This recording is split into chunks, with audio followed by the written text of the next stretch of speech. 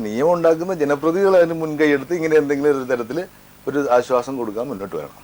പിന്നെ ശമ്പളക്കാരൻ്റെ കാര്യം പറയുകയാണെങ്കിൽ എന്താ ചെയ്യാൻ പറ്റുക? അവർക്കുള്ള ടാക്സ് സേവ് ചെയ്യാനുള്ള മേഖലകൾ വളരെ കുറവാണ്.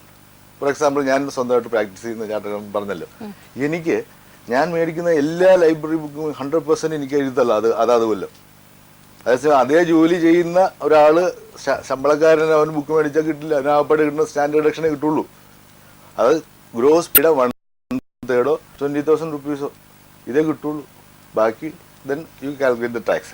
ടാക്സിൽ നിന്ന് പിന്നെ കിട്ടാവുന്നത് അവൻ്റെ PF remittance, LIC, national saving certificate എടുക്കുക. അല്ല, അതിന് റിബേറ്റ് ടാക്സ് കണക്കാക്കിയിട്ട് 20%, ഈ അടവിൻ്റെ 20% നിങ്ങളുടെ ടാക്സിൽ നിന്ന് കുറവ് കിട്ടുകയാണ്. അപ്പോൾ നമുക്ക് കമ്പൽസറി ആയിട്ട് കുറച്ച് സേവിങ്സ് വരും. പ്രൊവിഡന്റ് ഫണ്ട് ഇതൊക്കെ എങ്ങനെയുള്ള പലപ്പോഴും ഞാൻ കേട്ടിട്ടുണ്ട് ഈ ഉദ്യോഗസ്ഥന്മാർ റെമിറ്റൻസ് കൊടുക്കണം എന്ന് കേട്ടിട്ടുണ്ട്. റിട്ടേൺസ് കൊടുക്കണമെന്ന് കേട്ടിട്ടുണ്ട്. അപ്പോൾ ഇത് ഈ നികുതി അടയ്ക്കേണ്ട ആളും നികുതി അടയ്ക്കാൻ അർഹതയില്ലാത്ത, അതായത് ആ പരിധി കഴിഞ്ഞവരും പരിധിക്ക് മുന്നിലുള്ളവരും റിട്ടേൺസ് കൊടുക്കേണ്ടതുണ്ടോ? നിയമപരമായിട്ട് പറയുകയാണെങ്കിൽ നമുക്ക് ഈ റിബേറ്റിന് മുമ്പ് സ്റ്റാൻഡേർഡ് ഡിഡക്ഷൻ ഓട്ടോമാറ്റിക്കായിട്ട് കിട്ടുന്നതാണ്. സ്റ്റാൻഡേർഡ് ഡിഡക്ഷൻ കഴിഞ്ഞിട്ട് ബേസിക് എക്സംഷൻ എല്ലാവർക്കും ബാധകമായിട്ടുള്ള വ്യക്തികൾക്ക് ഇപ്പോൾ 50,000 രൂപ വരെ ടാക്സ് ഇല്ല.